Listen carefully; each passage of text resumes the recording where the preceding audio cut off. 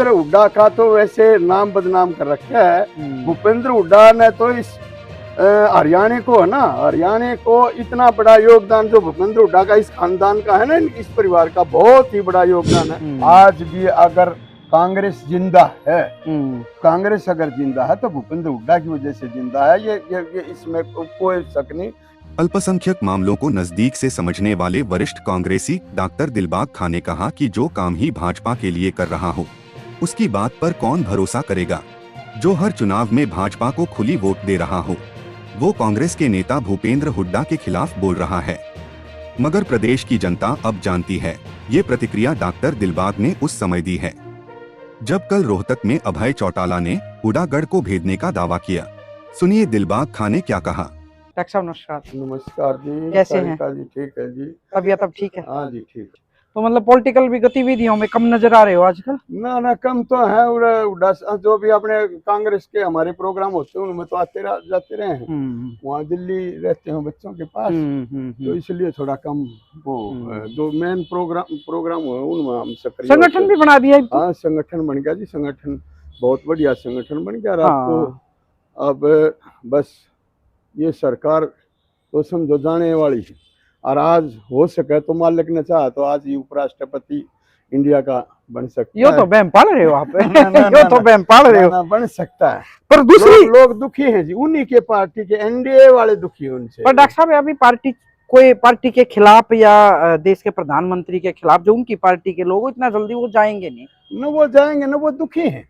मान ली ये वोट तो ऐसी होती है ना, इसमें तो कोई भी बिजारी नहीं होता ना। अगर ऐसी बात हो ना कोई दिखाना, ना कोई एजेंट को बताना होता, दिखाना होता।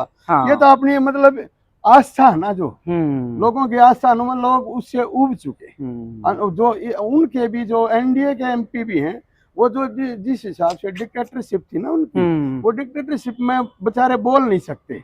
वो फिर अपना जो आत्मा की आवाज है ना उनकी, वो वहां निकलेगी, वहां निकलेगी। पर एक और बताऊं डॉक्टर साहब, आप तो दिल्ली से ज्यादा घूमने लगे, कई दिन में मिले हो मैंने। हरियाणा में बड़े अजीब सी स्थिति हो रही है, यूं कहने लगे। बड़ा हुड्डा साहब तो वो अभय चौटाला का भी मैं बयान सुन ली थी थोड़ी देर पहले, और कल भी जैसे रोहतक में काफी लोग उनसे मिल रहे हैं। बोला भाई अब तो ना अभय चौटाला का टाइम आ गया। आपके हुड्डा साहब के खिलाफ बड़ी बात चल रही है। वो वीडियो उसकी देखी थी, अभय चौटाला देखी थी आपने? अभय चौटाला जी की वीडियो देखी थी। हाँ भाई अगर बीजेपी की बी टीम, असल में बीजेपी का षड्यंत्र है। बीजेपी ने ही इनको ये कहा है कि रोहतक का प्रोग्राम करो, उसमें करो। ये अपने लड़के के लिए, जिला परिषद के लिए कोई इनका वो था, मनोहर लाल से ये खुद मिला था। ये वोट भी दूसरी उनकी तरफ डलवाते हैं, पीछे भी इन्होंने वोट उनकी तरफ डलवाई, एमपी की भी जब। और इनका तो ऐसा है जी, ये तो भूपेंद्र हुड्डा का तो वैसे नाम बदनाम कर रखा है। भूपेंद्र हुड्डा ने तो इस हरियाणा को है ना, हरियाणा को इतना बड़ा योगदान जो भूपेंद्र हुड्डा का इस खानदान का है ना, इस परिवार का बहुत ही बड़ा योगदान है। लेकिन डॉक्टर साहब एक बात देखी मैं पिछले कई दिन से, जैसे मैं तो सारा तो घूमती रहूं, काम याद नहीं है। ये तो एक दिमाग में बिठा दी कि भाई इसने तो या कांग्रेस आई हुई बजा दी, इसने निर्दलीय मनाई नहीं, बिल्कुल खुला प्रचार यो चल रहा है। हरिबाप रोहतक वाली बात पे मेरे सही बात याद आ गई। रोहतक में आज मैं एक से बात कर रही थी, आप मैंने कई दिन में मिले हो, बोला रोहतक में सफाई करेंगे पहले। जवाब है चौटाला ने जो कल ये वीडियो आपने देखी है जी, ये कुछ नहीं, ये ना तो सफाई हो इनसे। भूपेंद्र हुड्डा में आज भी अगर कांग्रेस जिंदा है, कांग्रेस अगर जिंदा है तो भूपेंद्र हुड्डा की वजह से जिंदा है। ये इसमें कोई शक नहीं। इन्होंने जो सींचा है ना इस पार्टी को, और इनके लड़के ने जो मेहनत करी, दीपेंद्र जी ने जो मेहनत करी है, इतनी मेहनत किसी नहीं करते। दिन रात 24 घंटे इसी काम में लगे रहते हैं लोगों के।